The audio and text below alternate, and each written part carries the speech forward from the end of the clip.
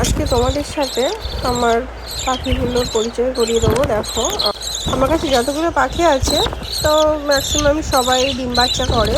এই যে বাচ্চাগুলো দেখছো, এরা অনেকদিন হয়েছে বাচ্চাগুলো। তা ভাঁড় থেকে বের করে দিয়েছি।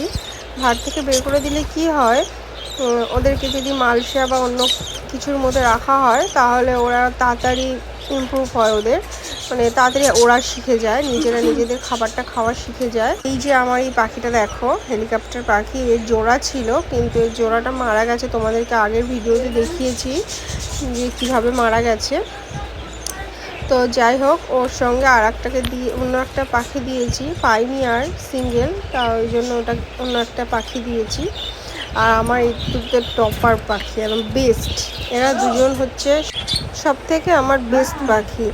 তাই যাই হোক, এই পাখিগুলি যখন এনেছিলাম ভেবেছিলাম হয়তো অত ভালো হবে না, কিন্তু এরা দুজন খুব ভালো ডিম বাচ্চা করে, খুব ভালো। এরা অনেকগুলো করে ডিম পাড়ে আর সব কটা বাচ্চাই ফোটাতে পারে, আর খুব ভালো যত্নও করে, খাওয়ায় খুব সুন্দর, মানে মেনটেন্স করে। অনেক পাখির কীরকম হয়, যেমন ধরো ডিম পারলো কিন্তু সব বাচ্চা ফোটাতে পারে না, কিন্তু এরা খুব সুন্দর ডিম বাচ্চা করে।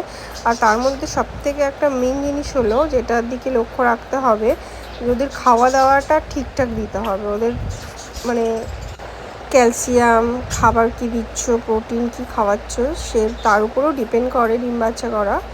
তো যাই হোক, বেশি আর ভিডিওটা বাড়ালাম না, পরের দিন নেক্সট ভিডিওতে তোমাদেরকে এই জাভা পাখির গল্প বলবো। টাটা বন্ধুরা।